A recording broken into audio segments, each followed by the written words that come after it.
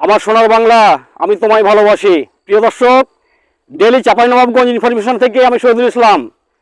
আজকে আপনাদেরকে দেখাবো আমাদের গ্রাম বাংলার প্রাকৃতিক সৌন্দর্য। আপনারা দেখতে পাচ্ছেন আমি এখন যেই জায়গায় অবস্থান করছি, আর আমার বাম হাতে হচ্ছে পুকুর, বিশাল পুকুর। এখানে কিন্তু মাছের চাষ হয়, হ্যাঁ, পুরো পুকুরে মাছের চাষ হয়। আর এই যে কলা বাগান দেখতে পাচ্ছেন, এগুলো হচ্ছে কলা গাছ।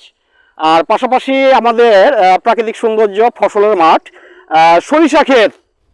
এই যে সরিষা ক্ষেত দেখতে পাচ্ছেন, সরিষা ক্ষেত দেখেন, কিছুটা অনেকগুলোই ফুল ঝরে গেছে, ফল চলে এসেছে, সরিষা ফল এসেছে। হ্যাঁ, গাছে গাছে সরিষা ফল, অনেক ফল দেখতে পাচ্ছি।